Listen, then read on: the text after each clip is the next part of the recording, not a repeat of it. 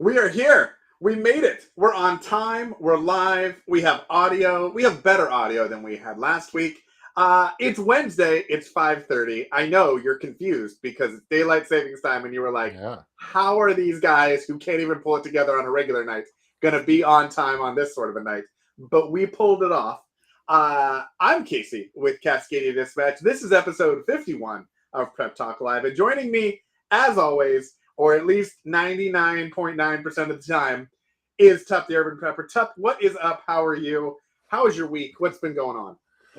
Just keeping busy with work and family stuff and burning the candle from both ends and filming B-roll footage and doing editing and stuff. So yeah, it's all in all, it's going okay. So a little tired.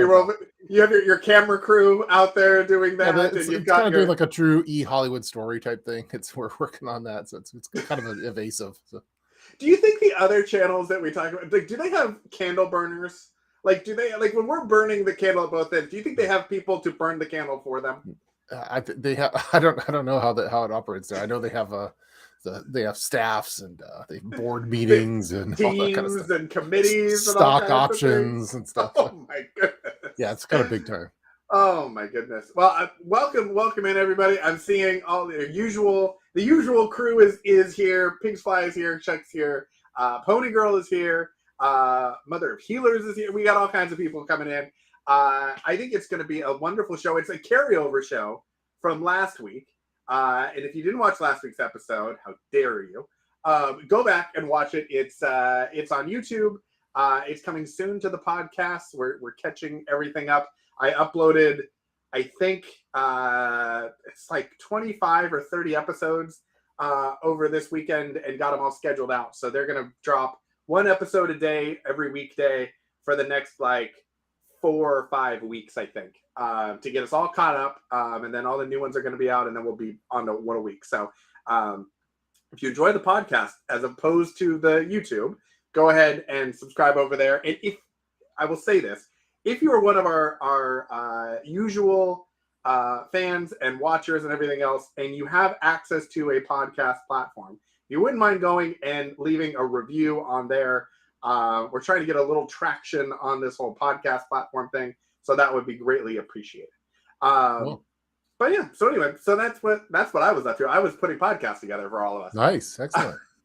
Making that happen. And I set up a whole nother batch of shirt designs. So all the random designs that we've talked about over the last like 6 months.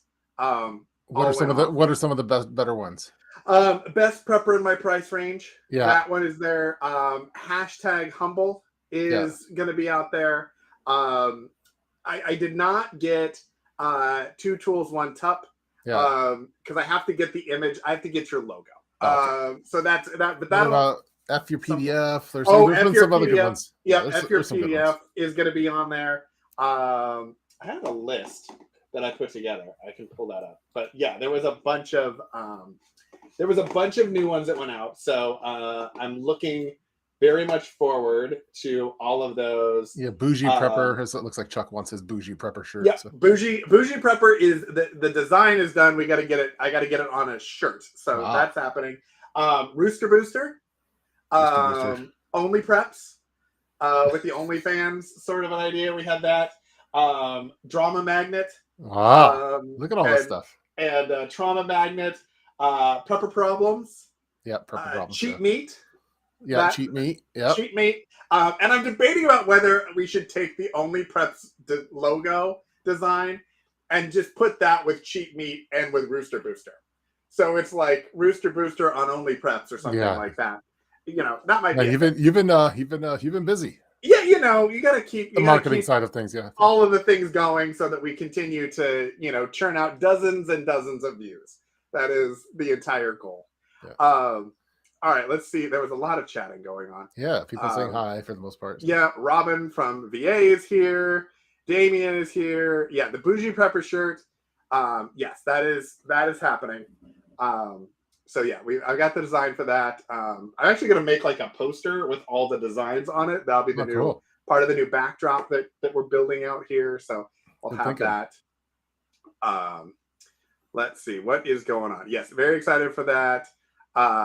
Tup is on the live feed, and and it is a lot better this week. I think they were trying to shut me down last week.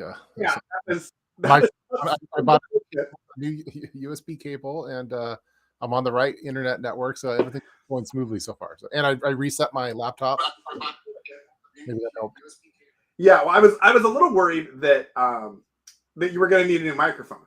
Yeah, no, because that's a whole good. different problem. That's a whole different setup than if you just needed the USB cable. Yeah. So that's fantastic. And This you is kind sound of clear. this is kind of, yeah. This kind of I'm dealing with some rookie problems here for cables and equipment and stuff, but I think we got it worked out. So. Yeah. Jeremiah wanted to know if I have any updates on the backyard bunker build. Yeah, what's the update? Yeah, the update it is done. The bunker has been built. There's still some little like things that I'm trying to get settled in here, but I am going to do some sort of either a live stream tour or some sort of an actual video tour, something like that, of all the different things. I got a new kind of fold up table that I can do top down shots on when we're doing like product demonstrations and reviews and stuff. So I got that put in place. So it's very cool. It is now my office. I'm in here every day. For the most part, it is very wonderful. I love it very much. We finally got gravel put down, so it's not a mud bog trying to get from the house to the bunker. So that's been wonderful. And so it's good. But there will be updates on all the different tips and tricks and things that we put in here, and then hopefully, I was hoping to start it this week. It didn't happen, so it might be next week or the week after. But I am going to start a second, like a little during the day live stream sort of a thing, probably on Mondays, just to try to make the video production a little more efficient on my side of things. Nice. Talking about products and gear reviews and stuff, and then also like basically what I would do in a normal video, but instead of like spending a lot of time on the video, I'm going to do like a live stream and just kind of talk about it with people and do it that way. More efficient. Yeah, so we'll see what that happens. Yes, the floor storage, it is here. There is stuff stored. There's going to be more stuff stored.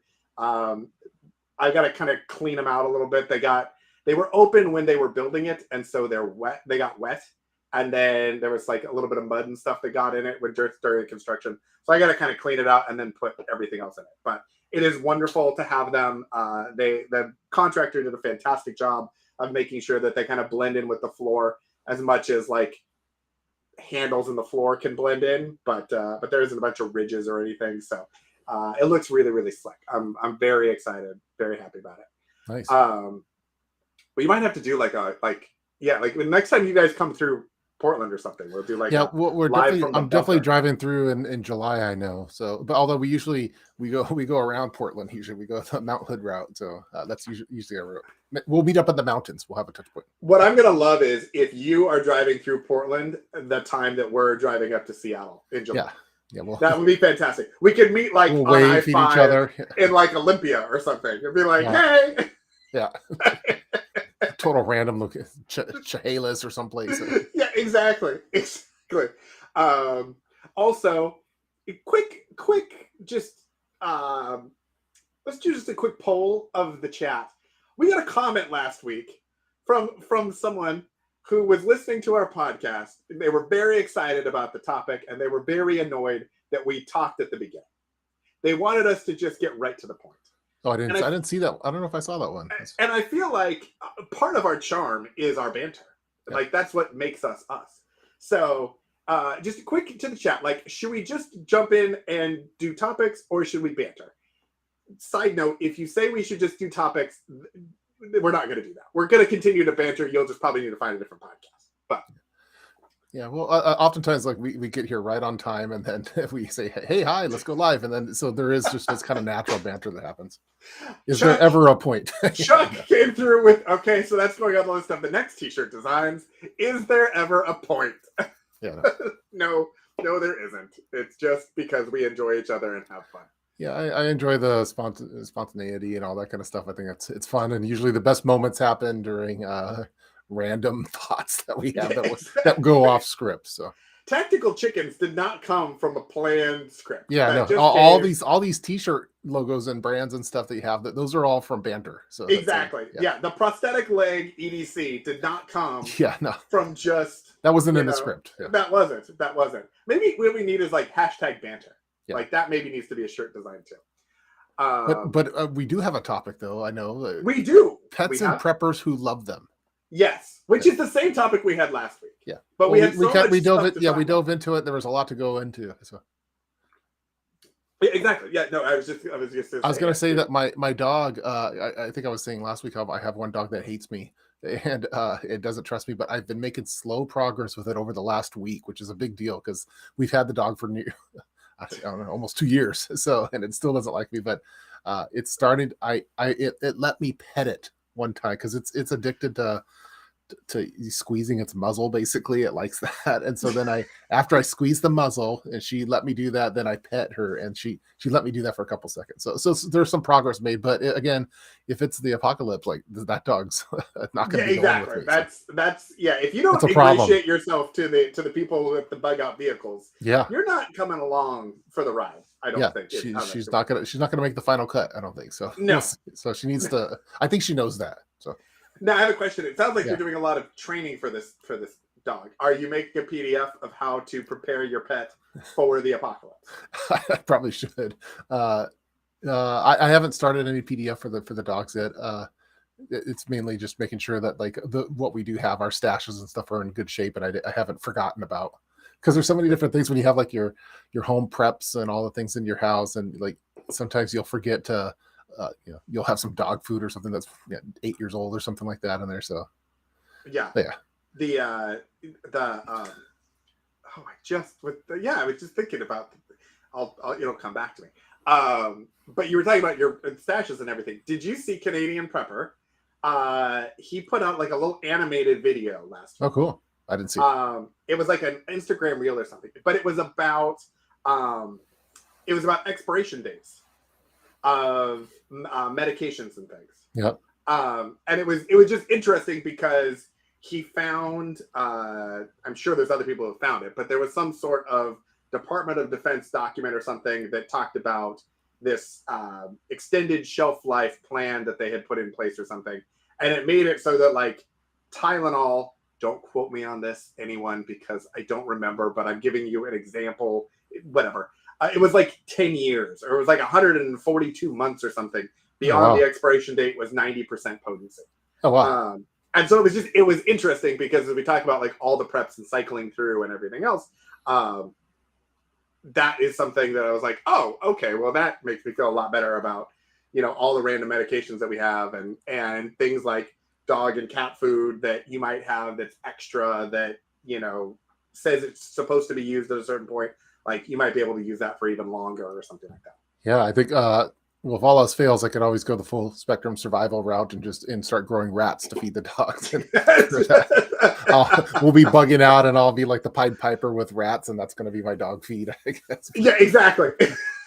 My dogs are not, they're not good hunters though either. So these dogs are a liability. They're the little princesses. It sounds like it. Yeah, they have fragile legs, they're skinny and they're small, and they can't protect me, and they don't even like me, or at least one doesn't.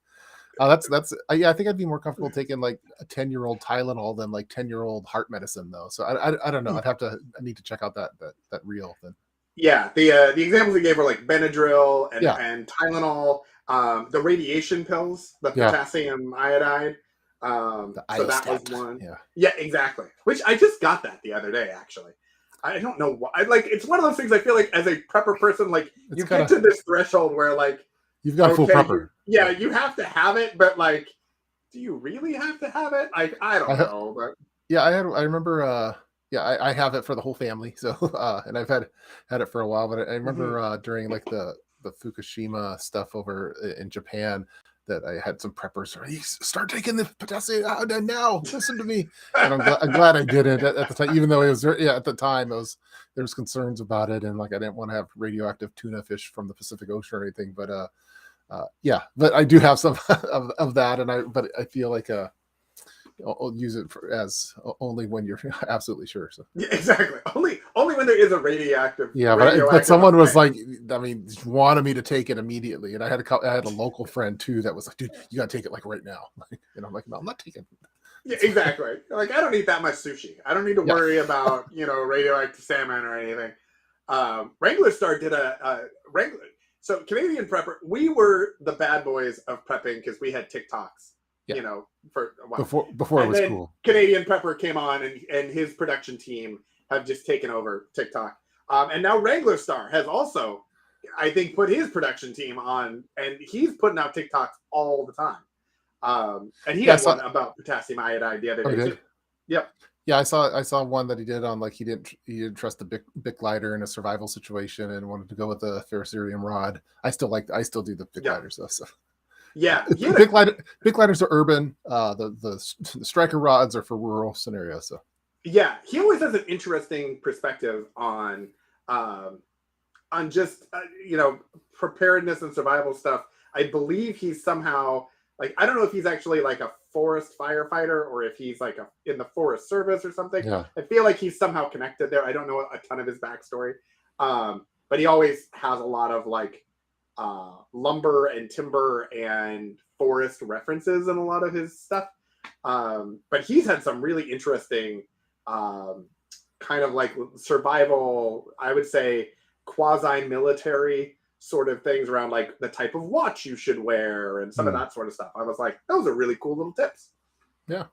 So anyway. I met him one time years ago. He's very nice, and his wife's nice too. So yeah, and he had the greatest TikTok that I've ever seen from a prepper talking about how much wood was going in the throat of the wood splitter thing, which has been all over the place. I was like, rave reviews. Yeah. Big fans. Okay, sorry. So back to pets. So you've got the dog. Yeah. So you've got the dog that is probably gonna, they're not gonna make the cut. Yeah. Are they big dogs or are they like? They're cat-sized dogs. Yeah, cat-sized. Okay, dogs. So like purse puppies. Yes, exactly. Okay, got it. So they're portable and they eat less food because if you had a big Rottweiler, if you had a big Rottweiler, it'd be heavy to carry enough food that you need for it. So, so that's one benefit is on the little dogs, and they're also, they bark at like when people come to the door. So I guess they're earning their keep with their night watch type stuff. But so we have two cats as well. One of the cats is older, the other one's the kitten.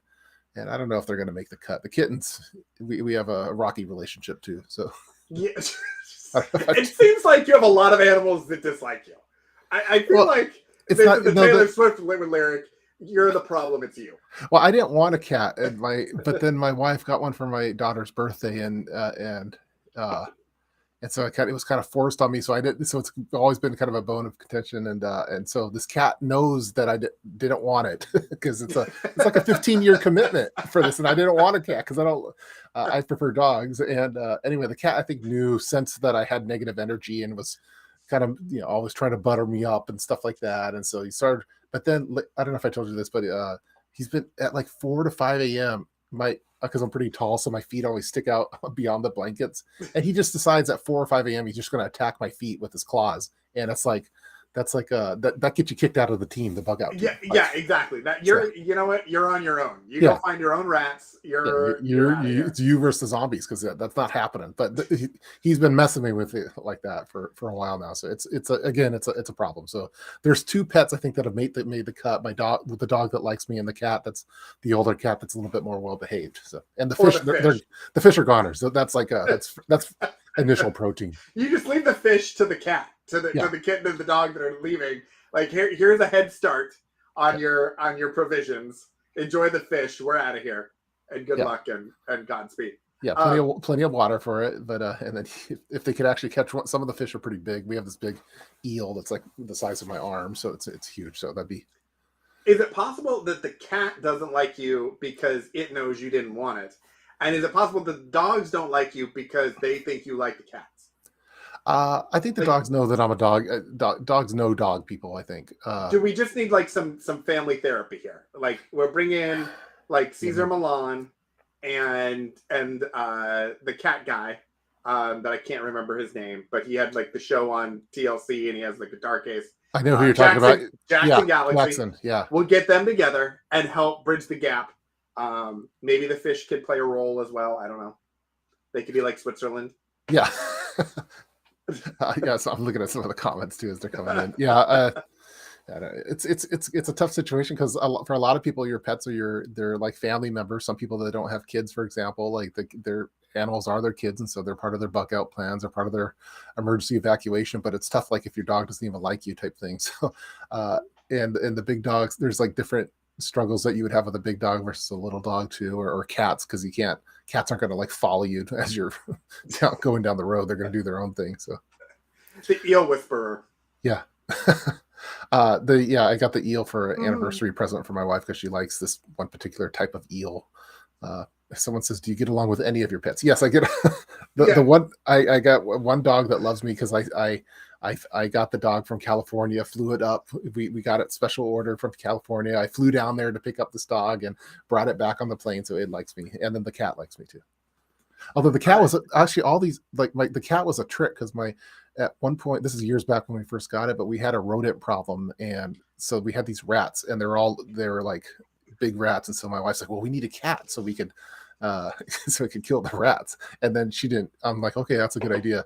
And then she gets this little kitten that's like smaller than the rats, and so we had to wait for it to grow up before it could even do anything. So I got tricked on that one too. So you had the apocalypse plan. Yeah, I was thinking like I wanted a hardcore cat, like a trained killer. Barn cat. You just wanted that and what you got instead was not that. Yeah. So and then I had to get these. I figured out I don't know if I've told. Again, I keep forgetting who I've told the stories to, but my way of getting the rats, I now have a system for it. I should probably make a PDF, but I have the big rat traps, and then I use half-cooked bacon with wire that's wrapped around it because these rats are pretty smart, so they were like picking the food off of it, or they're setting off the trap and then taking the food afterwards. So then I put the half-cooked bacon, which they can't resist, and you kind of wrap it with like a picture frame wire, and it so they have to kind of yank it, and I got all of them that way. It was a Let's be honest. Yeah. Who can resist half-cooked bacon? Well, just the smell of bacon, bacon? Yeah. It was it was kind of a brutal summer when that happened. But I feel like it's amazing you only caught rats. I would imagine that small children, adults, we might have shown up. Well, we had them set in a particular room that we locked, and everyone knew don't go in there type thing, and the dogs weren't allowed there. So. Amy wants to know if there will be a mutiny if Little Miss Prepper's cat got ousted. Yeah, she would. That'd be tough. It'd be her responsibility. And we need a Little Miss Prepper's pissed shirt, apparently. Yeah, right.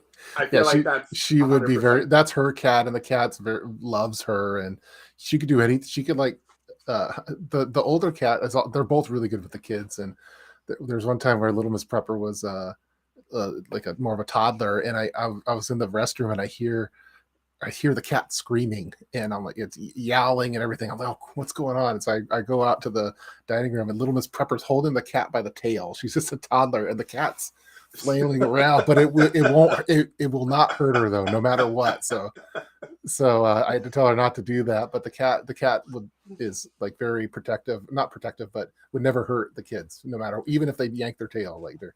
What I think we learned is why the cat attacks your feet in the middle of the night. It might be a smell thing. It might be. I think it's personal. The kids attack the cat during the day, and the cat's like, "Look, I'm not going to attack the kid, but you made the kid, and you brought me into this, so it's on you." I will go after the father. Of the night, exactly. Yeah. Our cat before Professor Winston Mouskowitz, our previous cat, Dr. Millie Von Kitty Pants.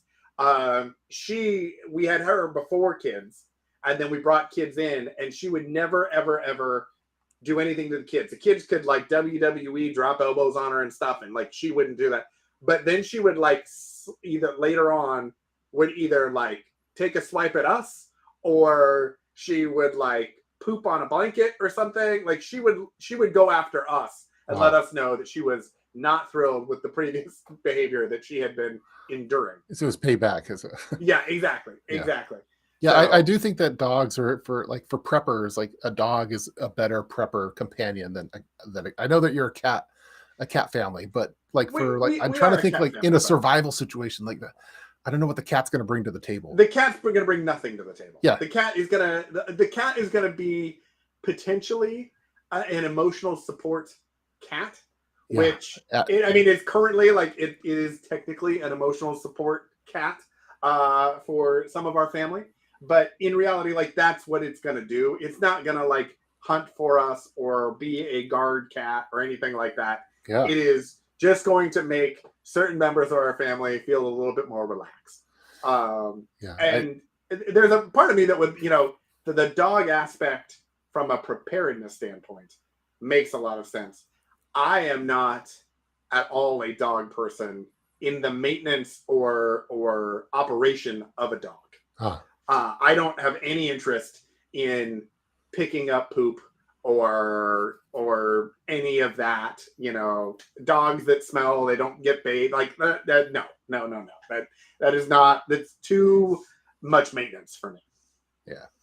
I'm trying to think of what cats could bring to the table in an emergency, and other than being maybe if they're well behaved and are companions, but they're not going to protect. They're not going to protect you. They're not going to like be an alert system. No, they're like a one-time. They won't carry anything for you. No. You get like one shot at like if you were confronted by somebody of maybe taking the cat and throwing the cat at the assailant and getting some claws and some teeth or something happening on the person and allowing you to run away. That's what I might have to do with the kitten that's messing with me. That's going to be its novice. Yeah, exactly. Yeah, I think that could be. I mean, also because with a kitten, one-handed that way, and you go the other way, and let the claws do their work. Yeah. But there is no prepping redeeming value aside from potentially a protein source, which I can guarantee you that no one in my family is going to allow. That'd be tough. So that's not going to happen. So like if you had to like run for it, like if there was like a tsunami or something, I think your dogs might follow you, but your cat's going to be there. Where's he going? Oh, exactly. And we've got to decide, do we save the cat or it's a whole thing? Yeah. No, there's no redeeming value, but we are preparing to take the cat with us should we need to, because why not? Yeah, and I think I do think cats are like more of a survivalist maybe than the dog. I think they're crafty, and I think like if they could be on their own a little bit and probably do decent as long as they didn't run into a predator type thing. But I think dogs are probably better survivalists maybe, but dogs are better companions for preppers in an emergency, I think. Yes. Amy's point, you could use the biological warfare if they're allergic. Yeah. Fun story, because like if I couldn't get any less of a prepper as a prepper person, like this would be. But of course, our cat had to be hypoallergenic because we have cat allergies in our family. So we had to go find a special breed of cat that is very low allergen and all of this other stuff. So like people who have like asthma and come to our house, if they're allergic to cats, can come to our house and hang out, and the cat doesn't even make their eyes water. So it's even less of a prepping, weapon thing than it would be normally. Like we've got maybe claws and that's about it. Yeah. But I like the idea of the allergy thing. That is a clever idea. These are the things that I never thought about that before, but that's good point. So cats would be tough too, like, because if your cats are litter box trained, like, do you really want to carry around litter with you? So they'd have to get used to dirt, but maybe they don't like dirt. I don't know. So. Exactly. And then they would have problems. Or you've got to have a litter box, but you got to have one that's big enough. So you got to have like, it's got to be collapsible or something. Yeah, collapsible. Yeah. We really should just rethink this whole cat thing. These are problems. Yeah. Yeah. Because our dogs they're potty. They go in a potty pads. That's their. So that's more bug out bag friendly though. Potty pads. Oh yeah, sure. If we're small enough. Now, if you have a huge dog, you don't want to deal with that. So. Yeah. Okay. Cat uses puppy pads. So now we need to train the cat to use puppy pads. Yeah. I'm curious which puppy pads you use, Amy Fresh, because we use the Costco ones, and I during my testing, those ones have been pretty good for us. So. Also, did you train your cat to use puppy pads as a kitten, so it's been their entire life, or have you cross-trained them? Yeah, no, the cats use a litter box, and we have a specific litter that we use, and then the dogs use the puppy pads. So right, but Amy is saying her cat uses puppy pads. Oh, yeah. Yes.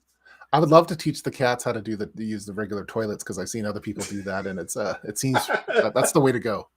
Yeah, it does. It does seem like that is beneficial. I also though think it would be a little disconcerting if you came downstairs like in the middle of the night, or Yeah. you're going in to use the bathroom in the middle of the night, and then there's a cat that is also using the bathroom at the same time. That could be upsetting. I think. Yeah, I think I always think of that one, the Ben Stiller movie with Robert De Niro, the Meet the Parents, one with the cat that uses the toilet there. Can you milk me? Yeah. You could throw the litter at an intruder. That is true. Okay, we have found true. value for the cats now. But I don't know. I know other people have. Well, fish. I think fish. They're done. You get like again. I'm thinking of evacuation stuff, but they're not good prepper animals. I don't think. They're delicious. Unless it's like you have like your hydroponic system, and that's your fish that you have, and you're gonna eat them. Like they're I don't. The fish are problematic. Birds probably aren't good prepper unless you have like some I don't. Yeah, I'm trying to think of like what a pirate, like a pirate. If you have some, exactly. You could Sam type thing. Use it like a voice, like a recorder, like for things that like voice notes. If your phone doesn't work, you could be like, "Polly, wanna bearing due east" or something, and then it can remember it for you. I think that's reasonable. Maybe if it was like if you had a raven, like a Game of Thrones raven, you could use it for comms purposes. Yeah, like Game of Thrones, they were using ravens for that. That was their comms that they had, and they seem to get they could send a message to any of the seven kingdoms. So maybe having a raven or pigeons might be good. Falconry. Yeah. Exactly. Yeah, you could be a pigeon. You could be the comms person of the neighborhood with your pigeons. So. Like, doesn't Mike Tyson have pigeons? I know he's like an expert pigeon person. So what we need to bring Mike Tyson on the podcast, and we need to find out how he would train how we could train our pigeons to be like his pigeons. Yeah. I wonder like if we were ever in like a Canadian prepper style doomsday apocalypse scenario, Mad Max scenario, if pigeons would come back as like a comms option for. I love that you say Canadian prepper doomsday. So Monday, Tuesday, every day. Well, there have been 3 doomsdays today. Oh wow! Yeah. Well, I like those kind of Mad Max, like those I think that's like the thing that gets gets the juices flowing in the. I don't know. Yeah, to be clear, popular with prepping. Yeah, fish don't need to prepare for a tsunami. Well, I don't know. Like we have African cichlids, and they need like really warm temperature. So, like if a tsunami happened, to be cold water, and be salt water probably. So, I think fish they would be dead. Fish are done. They're not making it. There's no way that unless you have like a natural salmon or something that's just swimming in a tank and ready to go. Yeah, fish are like I kind of find fish to be a liability as like because you have even like in an earthquake because we're like in the Pacific Northwest, and if an earthquake happens, then you're going to be dealing with power outages and gas stuff, and then you probably have your fish tanks knock over and fish all over the place on water. Like it's a whole. It's like it's definitely a liability for preppers, I think. Yeah, I was wondering though about birds, because somebody Pony Girl was talking about her roosters. So I wonder, like with chickens. So we have our chickens, and they make some eggs for us every once in a while. I wonder if they could be kind of like a guard animal, at least like maybe during the day. Because everyone's like they'll make noise depending on what it is. Like if there's an animal or something, I don't know that they will make a lot of noise if it's a person. Yeah. But if it was like an animal, like like we have coyotes, they're pretty protective. That's for sure. Yeah. So maybe that's a workaround, sort of an idea. Titus Tuttle is here, by the way. Yeah, I saw. Good to see you back. Haven't seen you in a couple weeks. It's been a little bit. It's nice to have you back. Yeah. So another thing on the pet thing. So we actually had our cat had his vet appointment today. We had the mobile vet. Which have you heard about the mobile vets? No, like they come to you? Yeah, they came to our house. It's like Uber Eats, but for free. Yes, they had like a van, and they came to the house, and they had all the equipment, and they did all of the things in our living room. It was amazing. But one of the things that they did is they gave him his microchip. Okay. And so I think that is one of those things when you're talking about pets and disasters, making sure that you have a way of identifying them should you be separated and you could be reunited. So getting chips, making sure that they have collars with names and phone numbers or something like that, so that if people do find them, it is possible that they will keep them. You might never see them again. But if you find people who are nice and who, bring them to a shelter or something, having some way of reuniting with your pet should you be separated, I think is an important thing. Yeah, we have ours are we're pro microchip for the animals, but not for humans. That's our. I don't know. Oh, there's I understand for the comment in there somewhere, but we haven't gotten there. Well, like I don't know. Now we're demonetized. All right. Yeah. Put us on Joe Rogan. Here we go. I wasn't thinking about for vax related stuff. I was just thinking I don't know. I don't know. I was thinking of like Total Recall where he has the it wasn't a chip that was like that big thing, that tracker that he had. I remember the 2 weeks. Okay, so have you seen? So again on TikTok, what we really need to do is do a episode of preppers on TikTok. That's one thing we should do. I think would be like prepping TikToks. We were kind of like paved the way, the Oregon Trail of preppers on TikTok, because there wasn't a lot of people like 2 years ago. The preppers weren't doing it, but now it's like they were like, oh, China bad, and now they're like, we don't care. It's a place we can get virality. Let's go and make it happen. Well, it is friendlier to like smaller channels, newer channels. Like if you get picked, I think the algorithm picks it up sometimes a little bit better than YouTube for sure. So yeah, I've also heard too that some people say if you have multiple channels, if you put the same video on multiple channels on TikTok, that like it will maybe ignore two of them, and then a third one, for whatever reason, the same thing, they'll push it in the algorithm and it'll go nuts. And so I've seen a lot of people that are like, how do you grow your channel? Well, you open 8 channels and you see which one TikTok likes the best. You work the system. Yeah. But yeah, so I think that could be an interesting. Where was I going with this one? We were talking about TikToks. We're talking TikToks. And the prepping TikToks. And have you seen the Chip Girl on TikTok? The Chip Girl. Yes, Chip Girl. So her name, I don't know her name. She has an actual name, but she goes by Chip Girl, and then she changes it, and sometimes she goes by her regular name. Her husband is some sort of a tech entrepreneur, investor guy, or whatever. She's like a law school person. But they put RFID chips in their hands. They actually injected chips into their hands. And then they programmed their entire house to utilize these RFID chips and identification. So like all their door locks, all their windows, like their home automation and everything goes off of the chips that they put in their hands. Oh, geez. Yeah, I mean, I don't even like my phone, so I don't know what the. I have a Faraday bags for my phones, let alone you need a Faraday glove. Yeah, I guess I'd be more pro thumbprint, or like on the movies, the retina scan, or all those kind of things. But I don't know.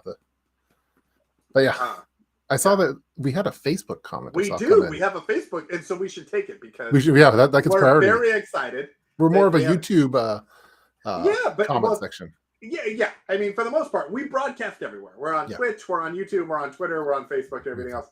Most of our OnlyFans is picking up too. It's going. Yeah, exactly. Slow but steady. That was another thing. Eventually, Canadian Prepper and Wrangler Star got to start making their OnlyFans. That's what eventually. I can't wait. While it's uncharted territory. I can't wait. You realize what needs to happen though is you and I need to do an OnlyFans first. Oh man! And then they'll jump. My wife would kill me. You made a what? Talk about cheap meat. Here we go. Okay, so what do you guys think is the most important skill to have? I feel like that's a really broad question. I feel like you'd have to it's skill by category. As prepper. Yeah, I know what you mean though.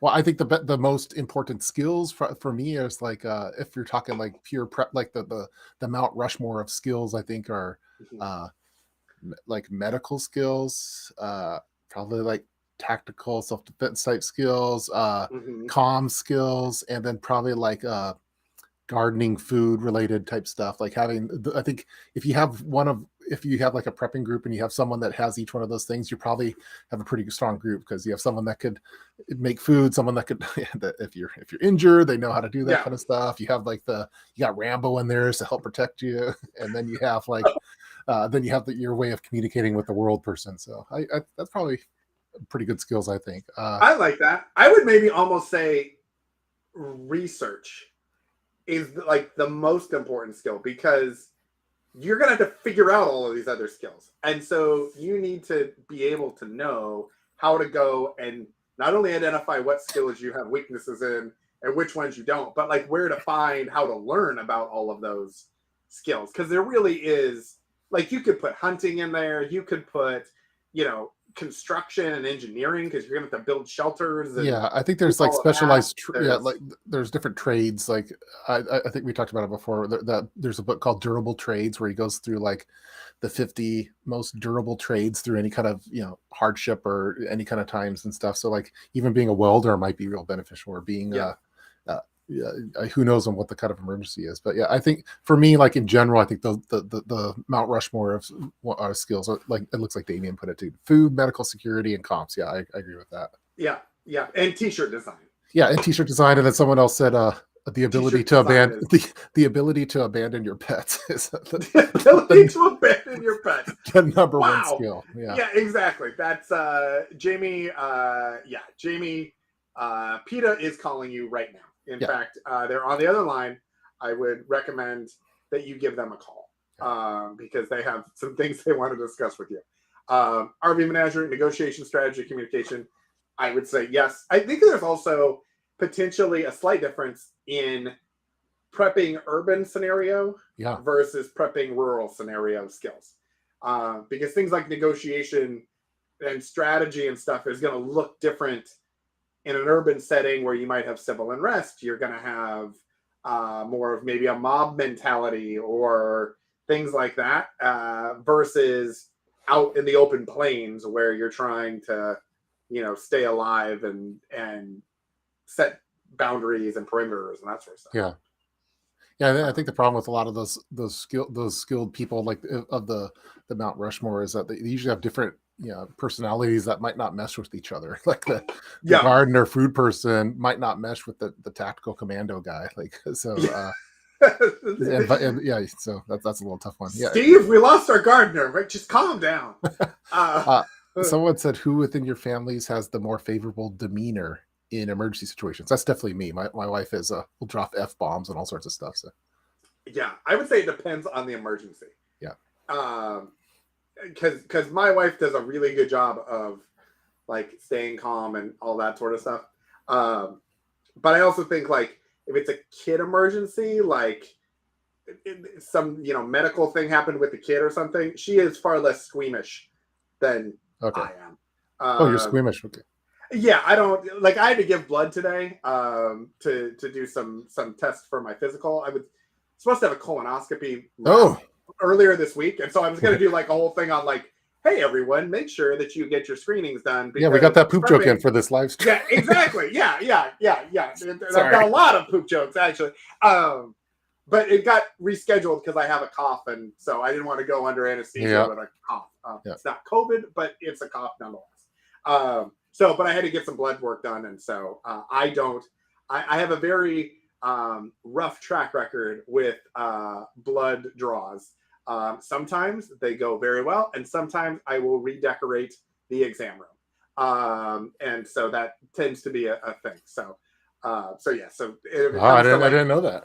Yeah, exactly. I've passed completely out and thrown up everywhere, and it's a whole thing. And then sometimes I go in and it's not a problem. I have a family member that he's like, he's a great hunter, and he like processes venison that he does, and he's real. But if he sees his wife's like blood like from a shot or something, he passes out. He faints. Like, so he's like, it's like, he's real hardcore for some things, but then for certain people, like for his kids and with he can't do it. So it's a it is definitely hit or miss. I had to have surgery when I was in high school.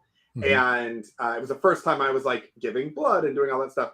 And they did a really good job of like treating kids nicely. And so it was not traumatic for me. And then I had to give like one final vial for a test, and they sent me to the regular person lab, and they don't do it as nice there. They're just like, here you go, and jam it in, and I just passed out and threw up everywhere. And so I kind of have this like, some days I go in and I can do it and it's not a big deal, and other days I go in and I'm like, I get lightheaded and I need to like lay down, and it's a whole thing. So yeah, I'm pretty good with overall like stress. I find like that I'm the most focused. Like I feel more centered when things are stressful. So so I'm pretty good in those kind of scenarios in general. But stress, I can do stress like that. I don't have a problem with. It's the like poking me or blood, and especially like kid blood or kid injuries and stuff like that. That I don't do as well. And so luckily my wife swooped in and she can handle all of those things, and we're a great team like that. But yeah, let's see, what is the let's see, I'm just trying to catch up on the great questions. Number one skill, how to be homeless and survive. I think there is often an interesting correlation or comparison that I think a lot of preppers make between skills that you can observe of people who are houseless and people and an emergency situation. I don't know that it's kind of a number one skill, but it's also kind of like a practice idea. There's a lot of mini skills in there. So I would say it's an area of research to define the skills that you would want to have, maybe. But when I first started the channel, like one of the first videos I did was like I was doing kind of a deep dive into like homeless types, some of the skill sets for that, and some of like the gear that they would have and everything like that. But now I imagine in your area too, it's pretty it's pretty bad in general. But I think there are some decent skills with some like the some of the cooking methods and stuff, but and so the certain warmth areas, and I think like the overpass, leveraging concrete and overpasses for certain shelter type things, like city shelters. Like it's like a different strategy compared to like in a rural environment. You're probably looking for totally different areas, like if you had to plant shelter somewhere versus in the city. And so I think I'm like the homeless find like a good spot that you're protected and all that kind of stuff. So we see it a lot too on in the Portland area. It got really bad during COVID, and now they're like trying to clean it up, and it's an unfortunate situation because they are doing a better job of kind of cleaning all of that up, but they're also, these are people who are struggling, and you feel for the humanity of the whole situation, but also like it's dangerous for people to be in the middle of off ramps and things like that. Like, that's just not a good balance. But seeing kind of where they would set up their camps, on the side of an embankment in a hill down, like there's a lot of pieces there that you can kind of observe, and okay, that's a really strategic idea of like how to be in a place that's difficult to find or be in a difficult place to reach. I think some of the materials that we see being reused and the way that they reuse them is sometimes really, really creative. And so you're like, oh, that's a great idea. I wouldn't have ever thought of that. So I think there's value in kind of the study of it from that point. I don't want to study it from the misery component of it or the misfortune of it. But I think if there's ideas there that you can learn and apply to an emergency situation where you might be lacking resources as well, then I think it's completely fair. Let's see. Pony girl, I feel there's more danger in this. Yeah, totally. Although I don't know, bears and cougars are scary too. But I was just gonna say, bears are a whole different thing. Like bears and mountain lions and elk and moose and that sort of stuff. But I think depending on cities and what you're doing, I think there are people who are going to get desperate and they're going to do desperate things. And I think that goes a little bit to where I've talked about, you can go gray man and try to blend in, or you can be the yellow jacket theory and be like overly aggressive to the point where people way away don't want to mess with you. They don't want to even talk to you. They'll go pick somebody else. Because it's not that you want them to not do anything in that situation. It's just you don't want them to do it to you. Which I think is just one of those tough choices that you have to make. Yeah, totally. I think I'd be more worried in the city I'm more worried about humans than of bears, even though bears are really freaky too. So that they're exactly. Before we sign off, okay. When is the next video coming? This month, finalizing the EDC one. That'll be the first one, and I'm also working on April Fool's one, and then also a junk drawer update. So yeah, this month, March is What I love is that people still expect you to make videos. Nobody expects me to do anything anymore. Yeah, they're just like, we've given up. Exactly. You're not going to make anything. Are you still planning on doing, because you did the live stream where you were doing the like video review and stuff like that. Are you still planning on doing those going forward? I wouldn't mind. It was kind of fun having because I don't normally like look at other channels and like play like certain videos. It was kind of fun. It'd be fun to do it with like your. Yeah, it's like watching videos with your friends. That'd be fun to do more of. So the next couple of weeks are kind of a little bit crazy because I have different evening events, and I'm going to Mount Rainier. I'm going to be the chaperone for this, my son's class, and I have a cabin that I'm going to be running. So it should be fun. So it's going to be a busy couple of weeks. I'll have to let you on the schedule because I think the last week, actually. Yeah, I need to have my people sync with your people for scheduling stuff for stream. Right. So because I'm going to be at Mount Rainier for a little bit, and they probably don't have good streaming connectivity. Yeah, it's not the best to stream from a mountain. I would recommend against that. Yeah, and we can figure it out. I'll fly pigeons to you, and I'll let you know what my exactly. Have your pigeons and Mike Tyson's pigeons connect. Something to look forward to. It's a treatment I put anything. The bar is so low. It is so low for me. It's just, did you do anything? Yep, I did. Oh, good for you. Good for you, Casey. We're so glad. So what's a man is the ultimate predator. Yeah, I'm more worried about. Man is the scary one. Oh, bears are scary. The ones I'm freaked out about is those freaking orcas. Something has they're freaking. There's like they're psychotic killers of and they're so smart too. That's I'm scared of them. Yeah, there was another TikTok series. It was like Reels, and I think it came from TikTok or something that was focusing on like how psychotic orcas are. Yeah, they're nuts. They're evil. They're like exactly. They're the serial killers of the sea. He had so many fantastic nicknames for them, and I wish I could remember them all. It was like Death Oreo and like all kinds of things. I was like, this is amazing. But I saw that they kill like great white sharks and eat their liver, and that's it. They just leave it after. Yes.